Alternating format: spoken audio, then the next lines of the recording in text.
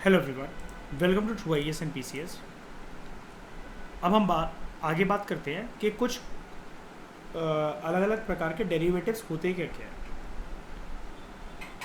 एक होता है फॉरवर्ड, फ्यूचर्स, ऑप्शंस और स्वैप्स। जब मैं अपने इस प्लेटफॉर्म पर आता हूँ तो मुझे यहाँ पर बाकी दो, ये जो फॉरवर्ड है और स्वैप है, ये क्यों नहीं देखने को मिलता। सिर्फ मुझे फ्यूचर्स एंड ऑप्शंस ही देखने को क्यों क्यों मिल रहे हैं। ये फ्यूचर्स है, ये ऑप्शंस है, सिर्फ यही क्यों देखने को मिल रहे हैं।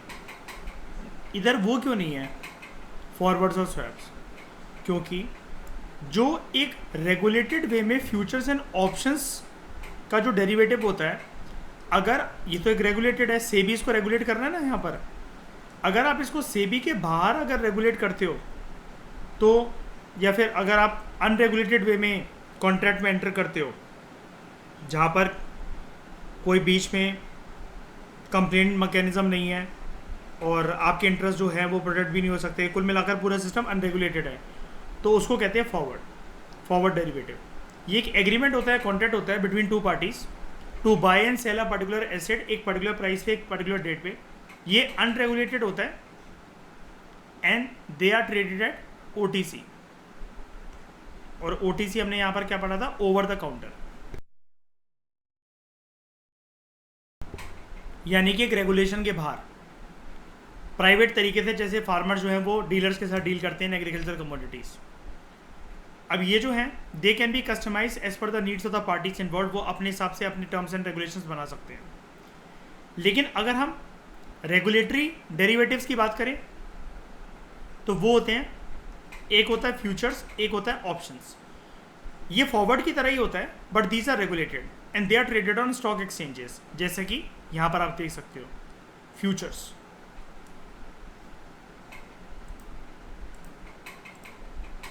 Nifty future, Reliance future, IndiGo future, Infy future, ये सारी चीज़ें।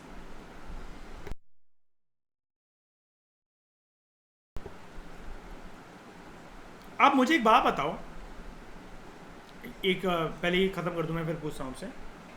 And parties are under an obligation to perform the contract. In other words, ये एक स्टैंडर्ड कॉन्ट्रैक्ट होता है between two parties to buy and sell a particular asset एक एग्रीड प्राइस पे and at a certain date. मुझे आप लोग ये बताओ, जब भी मैं किसी के साथ एक फ्यूचर टर्म एंड कॉन्ट्रैक्ट में अगर एग्री करूंगा, ठीक है, तो मैं उससे किसी एक चीज़ के लिए एग्री करूंगा। बताओ, अगर मुझे फरवरी तक के कॉन्ट्रैक्ट अगर किसी के साथ बनाने हैं, सामने वाला पर्सन बोल रहा है कि टमाटर के दाम गिर जाएंगे, मैं बोल रहा हूँ और ज़्यादा बढ़ जाएंगे, मैं 1 किलो टमाटर पे साथ 1 किलो टमाटर के लिए या फिर 3-4 टमाटर के लिए उसके साथ डीलिंग करूंगा, मानेगा वो फरवरी तक के लिए? सितंबर, अक्टूबर, नवंबर, दिसंबर, जनवरी, फरवरी, 6 महीने तक के लिए वो एक टमाटर के लिए रोकेगा मेरे साथ एग्रीमेंट करने? बताओ, नहीं ना। अब समझ गए फ्यूचर में भी लॉट साइज क्या होता है, क्यों होता है। और एक बात और मैं बता दूं, जितना लॉट साइज फ्यूचर में होता है उतना ही ऑप्शंस में होता है। अभी जैसे मार्केट चल रही तो ये मूव कर रहा है, मैं किसी का भी यहां पर आपको एक लॉट साइज दिखाता हूं। अगर मुझे अगस्त का इंडिगो बाय करना है फ्यूचर्स का कॉन्ट्रैक्ट, तो मुझे इंडिगो का वैसे एक शेयर कितने का आ रहा है?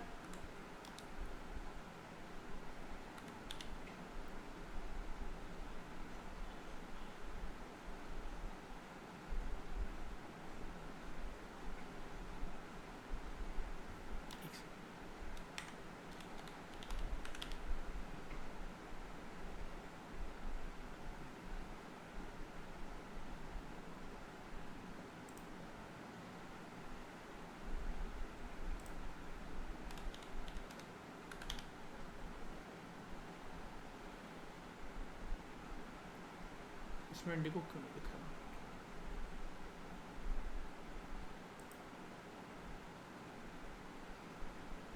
चलो किसी और की तरफ चलते हैं एक बार फिर जरा। इंडिगो पता नहीं क्या कुछ दिक्कत आ रही है इसमें। इसकी तरफ चलते हैं, मैं कुछ आपको सस्ता सा दिखाता हूँ। पीएनबी चलते हैं। पंजाब नेशनल बैंक का एक शेयर कितने का कितना लिखा है ना, 61 रुपये 90 पैसे, 62 रुपीज़ के आसपास का। यानी कि अब यही अगर मैं इसका फ्यूचर कॉन्ट्रैक्ट बाय करूं, पीएनबी फ्यूचर्स, अब मैं इसका कोई सा भी फ्यूचर खरीदूं, कोई सा भी, लॉट साइज सिमिलर होगा, अगस्त सितंबर अक्टूबर लॉट साइज सिमिलर ही मिलेगा, ठीक है। तो मैं यहाँ पर जाके इसको बाय करूं, मेरे को कितना लॉट साइज मिल रहा है यहाँ पर, 16,000 का, 16,000 का लॉट साइज है।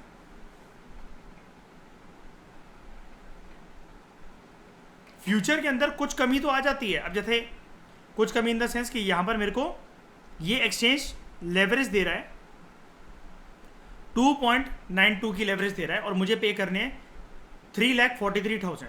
लेकिन अगर मैं 61.90 के रेट से अगर 16,000 पीएनबी को वैसे बाय करने की कोशिश करता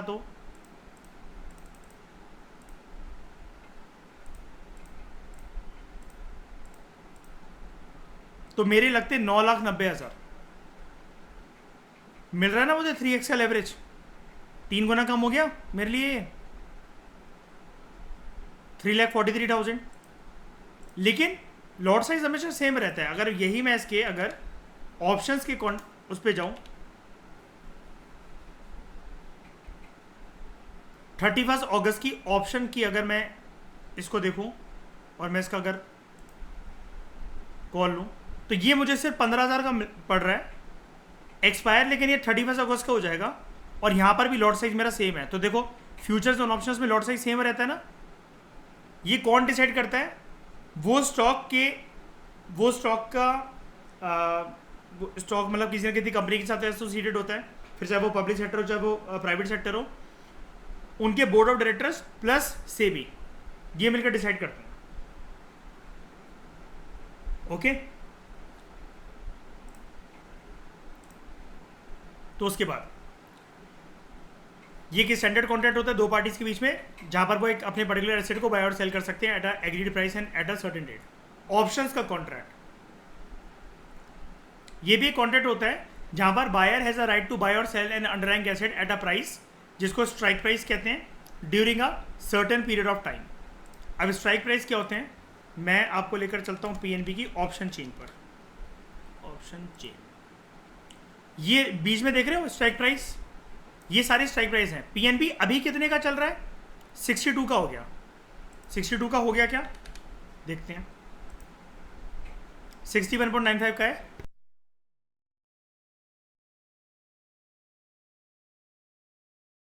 हो रहा है 62 का, फ्लक्चुएट हो रहा है, 61.90 से लेकर 62 तक का हो रहा है, बढ़ रहा है पीएनबी। ये इसका चार्ट, और इसको कर देते हैं हम 5 मिनट का, नहीं 1 आवर का। हाँ, तो पीएनबी बढ़ रहा है।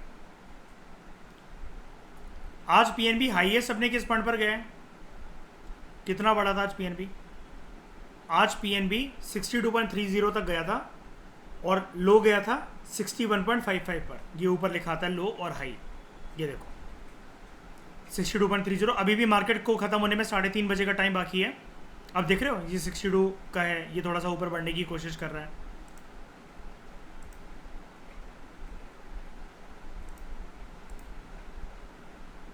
आज ये यहाँ तक गया था, इधर 62.30, इसने हाई लगाया यहाँ तक का, लो लगाया यहाँ तक। ओके,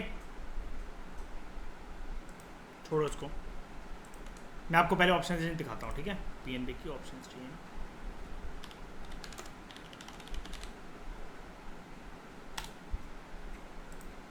ये सारी स्ट्राइक प्राइस हैं। ये जब पर्पल बॉक्स और येलो बॉक्स ये जब साथ में टकरा रहे हैं कॉमन प्राइस पे, ये है कि पीएनबी का करंट प्राइस 62, 61.95 ये आसपास चल रहा है।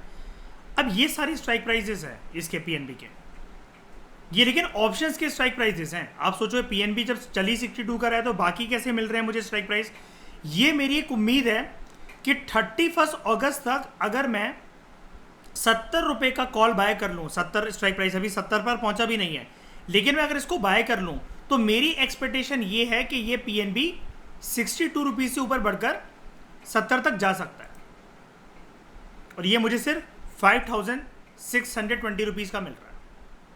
Lot size again 16,000। मेरी एक्सपेक्टेशन ये है कि नई पीएनबी इससे नीचे जाएगा 31 अगस्त तक, तो मैं 62 के नीचे 61, 60, 59, 58, 57 मैं किसी को भी इनमें से बाय करूँ, अगर 55 को बाय करूँ तो अगेन मुझे 3,220 रुपये लग रहे हैं, एंड लॉट साइज वही है। इसको क्या कहते हैं? पुट। मैं पुट तब बाय करता हूं जब मेरी एक्सपेक्टेशन ये होती है कि मार्केट नीचे गिरेगा। मैं कॉल तब बाय करता हूं जब मेरी एक्सपेक्टेशन होती है कि मार्केट जो है वो ऊपर जाएगा। अभी भी इस चीज़ का सौदा करने में जो ये एक्सपायरी है 31 अगस्त की, कितने दिन बाकी हैं? 16 दिन बाकी हैं। इसका लॉट साइज कितना है? 16,000 का।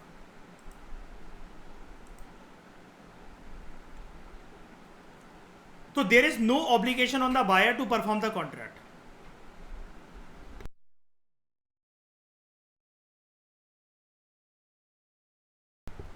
ऑप्शंस के अंदर बायर के ऊपर कोई ऑब्लिगेशन नहीं होती कि वो कॉन्ट्रैक्ट को परफॉर्म करे। जैसे मैंने अगर आज ये पीएनबी का ऑप्शन कॉल या पुट कुछ भी बाय कर लिया, ये हल्का सा 1 पॉइंट मूव करा, ये 2 पर अभी जैसे मतलब मान लो इसका स्ट्राइक प्राइस है, अभी ये बढ़ रहा है, और ये कॉल मान लो ये बढ़ जाता है 31 अगस्त तक होते होते, ये मुझे फायदा देते था। 1 पॉइंट अगर ये बढ़ेगा तो मुझे 16,000 रुपये मिलेंगे, 2 पॉइंट बढ़ेगा तो 32,000 रुपये मेरे को मिलेंगे।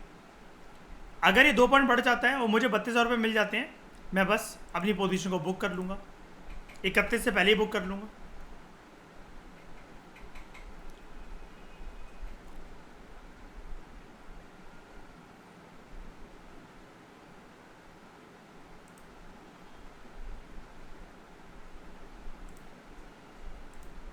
ठीक है, तो there is no obligation the buyer to perform the contract. मुझे ज़रूरी नहीं है, कोई मुझे पकड़ के नहीं रख सकता कि मुझे 31 तारीख तक वेट ही करना है। उसके बाद if 62 is the strike price, अगर 62 स्ट्राइक प्राइस है, हाँ ठीक है अभी 62 ही चल रहा है, and I expect the rate to go above. हाँ, अगर आपकी एक्सपेक्टेशन ये है कि 62 से ऊपर जाएगा, लेकिन देख लेना कि कौन सी डेट, मतलब ठीक है, ये भी देखना होता है कि आप कब, मतलब चार्ट आपने देखा कि कब जाएगा, मतलब वो किससे पहले, कौन सी डेट से पहले, 31 अगस्त से पहले, 27 सितंबर से पहले, तो आप कॉल बाय करोगे। अब 62 से ऊपर जाएगा तो कॉल तो ऑब्वियसली बात है आप यहीं की बाय करोगे, 63, 64, 65, 66 ऊपर की साइड पे। अगर आपकी एक्सपेक्टेशन है कि वो नीचे जाएगा, लेफ्ट साइड होती है कॉल्स और ये नीचे की तरफ होती हैं 67, 68, 69, 70, 72 तक है। राइट साइड होती है पुट, नीचे की तरफ। अगर आपकी एक्सपेक्टेशन है कि नीचे जाएगा तो 55, 54, 53, 52, 51, 50 ऐसा करते करते 45 तक अवेलेबल है।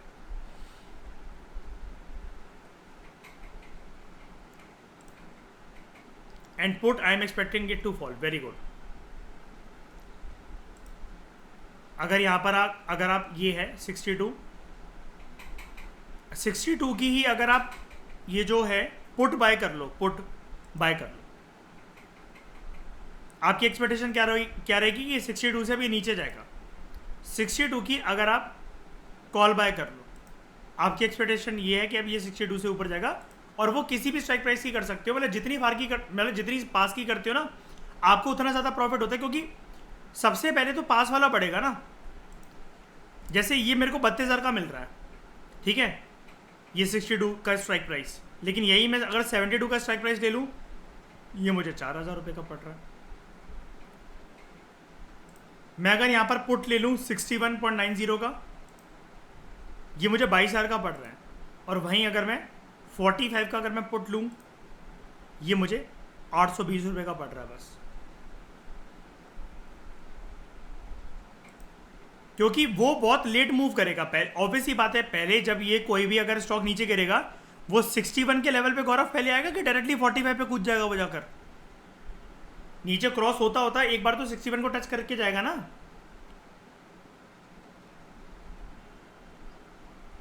कोई भी चीज़ जब गिरती है, आप सीढ़ी से नीचे उतरते हो इसमें, या स्टेयर्स आपने लगा रखे हैं या घर की जो सीढ़ियाँ हैं, तो आप फोर्थ फ्लोर से डायरेक्टली ग्राउंड फ्लोर पर आते हो, या फिर रास्ते में तीसरा फ्लोर, दूसरा फ्लोर, पहला फ्लोर पड़ेगा, या डायरेक्टली ग्राउंड फ्लोर पे उतरते हो चौथे फ्लोर से?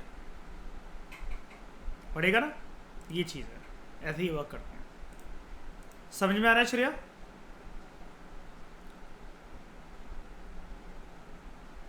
कोई दिक्कत तो नहीं? What is the difference in 62 and other prices?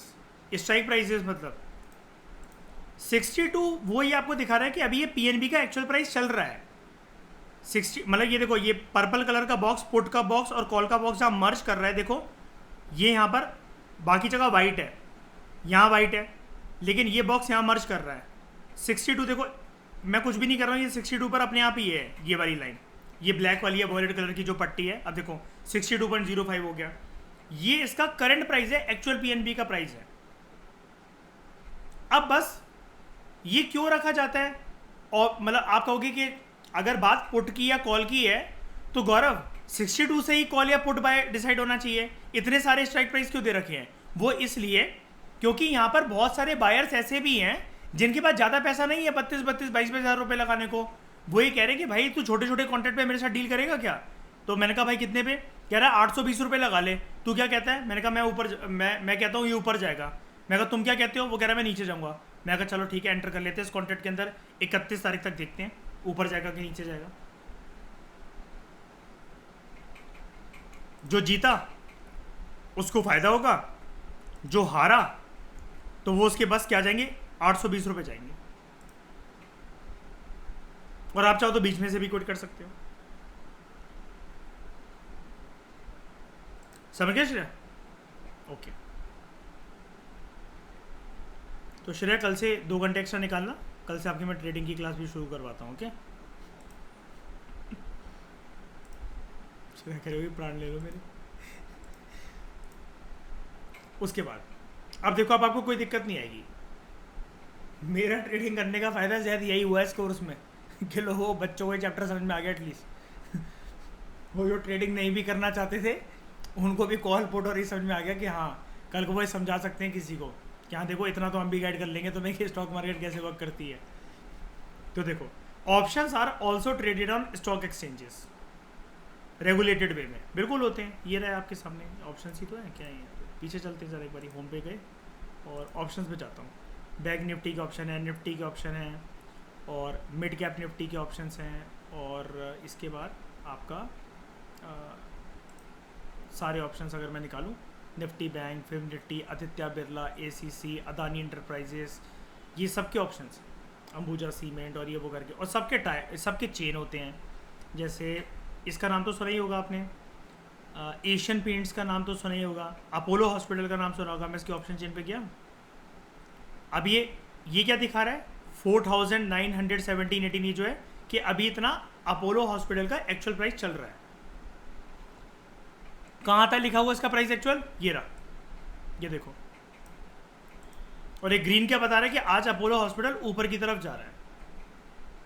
कितने का मिलेगा मुझे इसका कॉल या पुट? सबसे दूर का अगर मैं लूँ पुट, वो मुझे मिल रहा है 163 रुपीज़ का। लॉट साइज कितना है? 125, यानी कि अगर वो 1 रुपये बढ़ेगा तो 125 रुपये मेरे पास आएंगे। और कॉल कितनी? लॉट साइज तो कॉल और पुट में सेम ही होता है। यहाँ पर ये कितने का मिलेगा मुझे? 145 रुपये का। अगर मैं बिल्कुल पास का लेता हूँ जहाँ पर ये प्राइस चल रहा है, इधर का कॉल बाय करा 10,000 रुपये का, और पुट बाय करा तो 11,000 रुपये का, 11,500 रुपये का।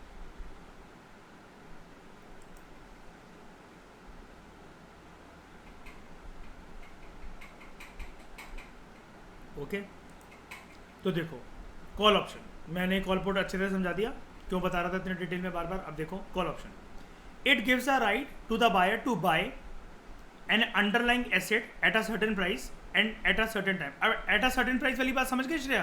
क्यों इतने सारे ज़्यादा स्ट्राइक प्राइसेस हैं? भाई मेरे पास नहीं है इतने पैसे, मैं नहीं देना चाहता इसको ये 11,000 रुपये। मुझे नहीं चाहिए कि ये जल्दी जल्दी 125 बढ़े। कोई बात नहीं, 31 तक बढ़ जाए, मैं दूर का ले लेता हूँ, सस्ता ले लेता हूँ, 788 रुपीज़ वाला ले लेता हूँ मैं। नहीं देने मुझे 10,000 रुपये, मेरे पास कम पैसे हैं, मैं कम पैसों के अंदर ऑप्शन बाइंग कर लेता हूँ किसी एक का, जिस सामने वाला जो पर्सन है जिसके पास खुद के पास कम पैसे हैं, ठीक है। It is purchase when the prices are expected to rise, और इसको कहते हैं हिंदी में, इसको कहते हैं तेजड़िया, इसको कहते हैं तेजड़िया। और इसके लिए जो सिंबल होता है स्टॉक मार्केट के अंदर, डेट इज बुल। बुल क्या करता है, सींग से मार के आपको ऊपर उछालता है, इसको कहते हैं बुल या बुलिश मार्केट। जब मार्केट के सेंटिमेंट्स आपको ऐसे लगते हैं they are expected to rise. मेरा ये थंबनेल आपने देखा होगा,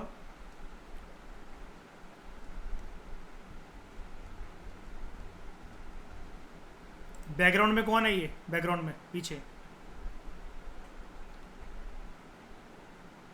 बुल, ठीक है। Put option, it gives the right to the buyer to sell the underlying asset at a certain price and time.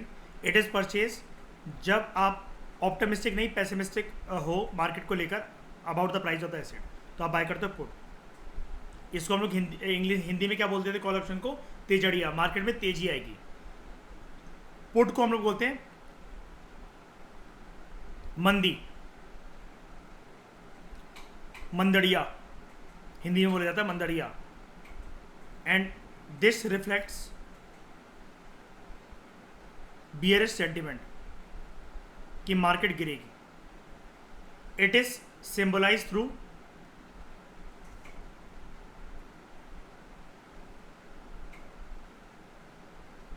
Bears के लिए मार्केट होती है रेड मार्केट,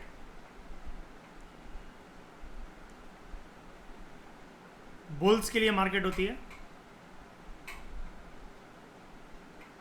ग्रीन मार्केट। भालू क्या करता है, छाते के ऊपर कूद कर आपको नीचे पटकता है। बुल क्या करता है, सींग से ऊपर उठाता है। इसको ऐसे भी समझ सकते हो कि किसी का कॉल आया तो आपने फ़ोन जो रखा हुआ है बेड पर टेबल पे, आपने उसको उठाया, कॉल ख़त्म होने के बाद आपने उस फ़ोन को रख दिया, पुट कर दिया नीचे, नीचे की तरफ रखा था, यानी कि नीचे गिर रहा है मार्केट, ऊपर की तरफ फ़ोन उठाया अपना, तो कॉल पिक करने के लिए वो उठ रहा है, ठीक है। तो इसको हम लोग कैसे कहते हैं, आप सिंपल डालो कभी भी गूगल इमेज पे बियर एंड बुल, अपने आप आ जाएगा स्टॉक मार्केट।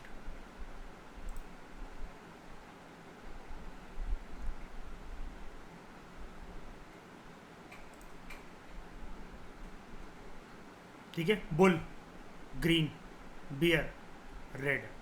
बुल्स कोशिश करते हैं मार्केट हमेशा ऊपर रहे, बियर्स कोशिश करते हैं मार्केट में हमेशा मंदी रहे।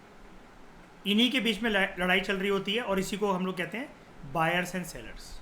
अगर आप बायर हो, अगर आपकी सेंटीमेंट है किसी स्टॉक को लेकर के ऊपर जाएगा, यानी कि आप उस स्टॉक पे उस प्राइस पे बुलिश हो, आपकी सेंटीमेंट्स बुलिश है। अगर आपको उम्मीद यह है कि नीचे गिरेगा या टूटेगा, तो आपकी सेंटीमेंट्स है बियरिश, आप उस दिन बियर हो। तो बीइंग अ ट्रेडर आप किसी भी दिन कुछ भी हो सकते हो, बुल भी बियर भी। जैसे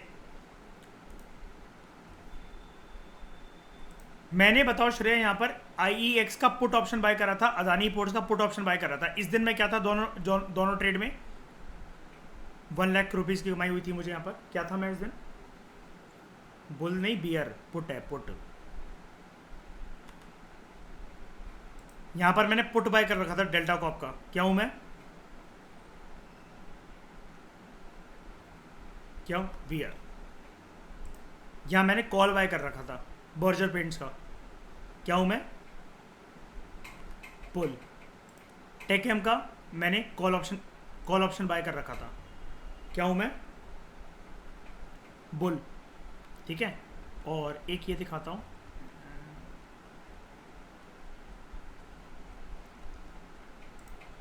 यहाँ पर मैंने, श्रेय ये वही चीज़ है जो कि उस दिन मैं आपको दिखा रहा था ना, कि दोनों तरफ के चीज़ें बाय कर लो, तो एक साइड अगर मार्केट गया भी तो दोनों उस दिन टेकी हो गया, और दोनों की साइड में मतलब ये प्रॉफिट आ गया, मार्केट इस रेंज में फंसा हुआ रह गया। मैंने यहाँ पर देख रहे हो कॉल भी बाय करा, पुट भी बाय करा। अब क्या हूँ मैं, अब क्या हूँ मैं,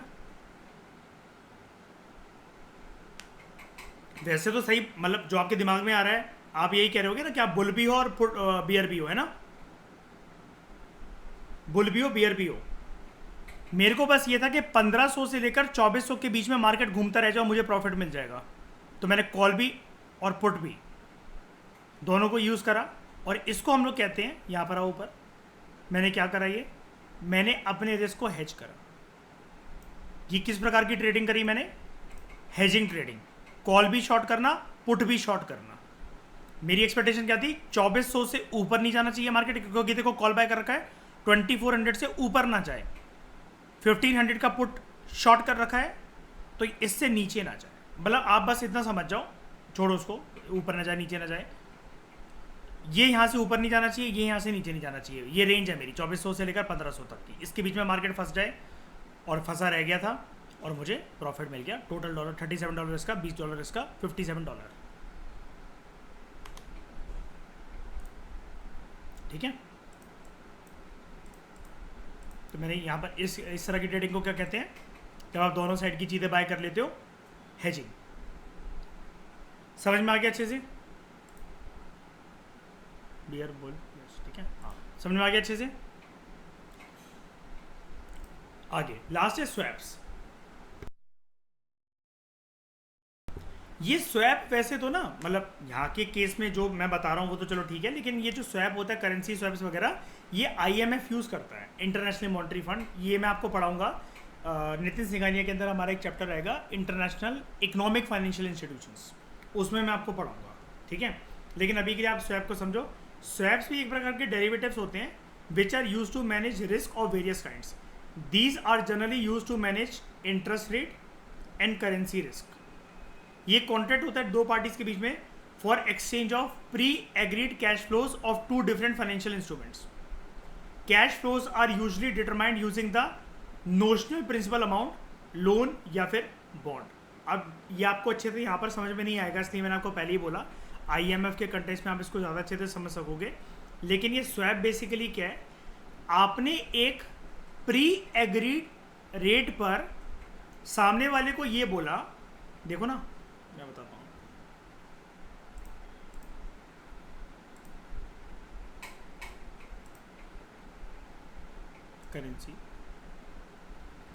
करेंसी में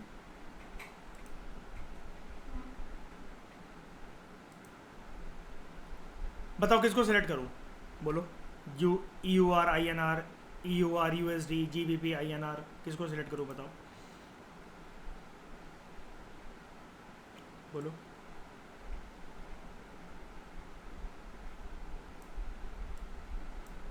कौन सा कह रहे हो? ये GBP? अच्छा, EUR INR, ये ना। मैं यहाँ पर गया और बताओ इसका कौन सा कॉन्ट्रैक्ट चुनूँ, अगस्त का, सितंबर का या अक्टूबर का? फ्यूचर कॉन्ट्रैक्ट है, अक्टूबर का।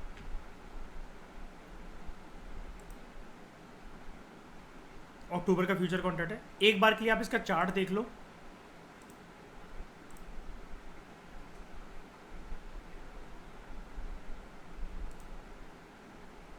महीने वाला नहीं,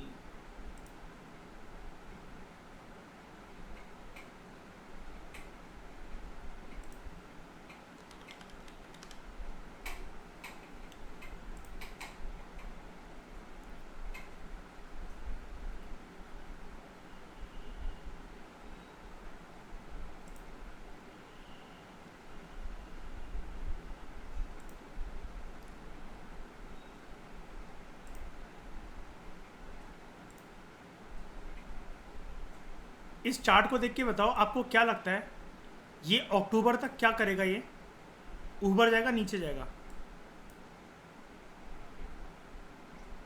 नीचे आएगा लग रहा है, ठीक है। आपके अकॉर्डिंग आपने बोला है नीचे आएगा। ये रहा यहाँ पर इसका कॉन्ट्रैक्ट अक्टूबर का। तो आप क्या करोगे, बाय करोगे कि सेल करोगे? सेल करोगे। कितना अमाउंट लग रहा है आपका? 2660 रुपये, ठीक है। ये पॉइंट है 2660 रुपये। एंड बहुत अच्छी चीज़ है कि आप, पता है यहाँ पर आपको 50-50 गुना की लेवरेज भी मिलने लग गई है अब आपको धन के प्लेटफॉर्म पर। आप पैसा कम लेकर आओ, देख रहे हो 1000 का लॉट साइज आपको मिल रहा है, 2600 रुपये आपको देने हैं लगभग, 34x की लेवरेज मिल रही है आपको, 34x की, ठीक है। 1000 का लॉट साइज, एक पॉइंट अगर ये बढ़ेगा मतलब गिरेगा, आपका एक्सपेक्टेशन तो है ना गिरेगा, आपको हज़ार रुपये मिलेंगे। यानी कि अक्टूबर तक अगर आपकी एक्सपेक्टेशन के अकॉर्डिंग अगर नीचे आ जाता है, सिर्फ $10 भी नीचे आ जाता है, सिर्फ $10, सॉरी डॉलर कह रहा हूँ मैं, आई एम एक्सट्रीमली सॉरी, ये पेयरिंग है, सिर्फ 10 यूरो भी या मतलब 10 पॉइंट नीचे आ जाता है तो आपको 10,000 रुपये मिलेंगे। 100 पॉइंट नीचे अगर ये आ जाता है तो 1,00,000 रुपये मिलेंगे 2600 रुपये लगाकर, ठीक है। चलो आपने बोला नीचे, अब इतना तो पैसा खोने का भी कोई डर नहीं होगा अगर ये चला भी क्या कल को। और मैं ये मान लेता हूँ कि मेरी एक्सपेक्टेशन है कि ये और बढ़ेगा, तो मुझे कितने देने हैं, मुझे भी उतने ही देने हैं, 2670 के आसपास रुपये। अब देखो, अगर आपने आज ये बोला कि ये जो यूरो है, आप इसको चाहे EUR INR कुछ भी मान लो, ये करेंसी एक प्रकार की। अब आपने ये बोला कि आज मैं ये 2600 रुपये दे रहा हूँ और ये नीचे गिरेगा, तो मैं इसको 2600 रुपये नीचे जाने पे इसकी एक तरीके से मैं बेट लगा रहा हूँ इसके ऊपर कि ये नीचे गिरेगा। वैसे betting word is a wrong word, stock market के अंदर हमें कभी इसको बेटिंग नहीं मानना चाहिए, स्टडी होती है डिटेल में, सब कुछ होता है। खैर छोड़ो, आपने बोला कि मेरी एक्सपेक्टेशन ये है कि भाई मैं इसके ऊपर मंदी में खेलना चाहता हूँ कि भाई ये मार्केट नहीं यहाँ से नीचे गिरेगा, EUR INR का, ठीक है, यूरो और इंडियन करेंसी नीचे गिरेगा। अब आपसे इस टाइम पर कितने मांगे जा रहे थे जब आपने बोला इसके ऊपर बेट लगाई, 2660 रुपये, राइट, इतने मांगे जा रहे हैं ना। अब कल को ये कितना भी नीचे गिर जाए ना, तो आपने तो 2660 रुपये दे रखे हैं आज का मतलब 16 अगस्त को 2023 को दे रखे हैं, और आप अक्टूबर तक की मतलब इसके ऊपर एक एक्सपेक्टेशन अपनी लगा रहे हो, तो ये प्री एग्रीड कैश फ्लो हुआ कि नहीं हुआ बताओ। अगर आज मैं इसको यहाँ से सेल कर दूं, जिसको कहते हैं शॉर्ट कर दूं, अगर मैं आज इसको यहाँ से शॉर्ट, सेल को कहते हैं शॉर्ट करना, अगर मैं आज इसको यहाँ से शॉर्ट कर दूं कि मतलब अब एक गिरता रहेगा, और कोई बात नहीं, मुझे कोई डर नहीं है, 2600 रुपये गए तो गए, कोई टेंशन नहीं है, लेकिन मैं यहाँ से शॉर्ट करना एक बार के लिए पसंद करूँगा। गौरव कहता है मुझे कोई फर्क नहीं पड़ता, 2600 रुपये गए तो गए, कोई बात नहीं, लेकिन मैं बाय करना पसंद करूँगा, और मैं इसको पहले भी बुक कर सकता हूँ क्योंकि फ्यूचर है। मतलब अगर मुझे हल्का सा भी 1 पॉइंट का भी रैली मिला, 10 पॉइंट की भी रैली मिली, 10,000 रुपये मेरे बन जाएंगे 2600 रुपये, मुझे क्या मतलब क्या दिक्कत है। और मैं अगर ये चाहूँ तो अगर आप अच्छा पैसा है तो यार मैं इसके 10 लॉट अगर मैं बाय कर लूँ, तो सोच के देखो मेरे लग रहे हैं 26,000 रुपये, लेकिन एक पॉइंट पे 10 हज़ार रुपये का मतलब मुझे प्रॉफिट हो सकता है। सिर्फ 10 पॉइंट भी अगर ये मूव कर गया तो मेरा प्रॉफिट होगा कितना, 1,00,000, ठीक है, 100,000 हाँ 1,00,000 होगा। और अगर ये 100 पॉइंट भी अगर ये मूव कर गया, ठीक है, तो मेरा प्रॉफिट 10 लाख हो सकता है। 1000 पॉइंट अगर ये मूव कर गया तो 1 करोड़ रुपए मैं कमा सकता हूँ 26,000 रुपये, ठीक है।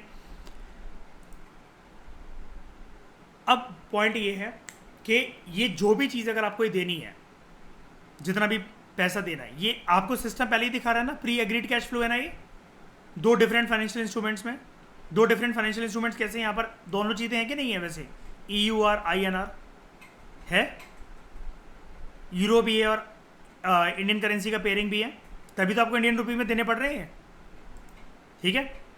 ये एक प्रकार का स्वैप है। स्वैप के बारे में मैं और अच्छे से पढ़ाऊंगा जब हम लोग ये इंटरनेशनल इकोनॉमिक इंस्टीट्यूशंस के बारे में पढ़ेंगे। यहाँ तक आपको सब कुछ समझ में आया, ठीक है।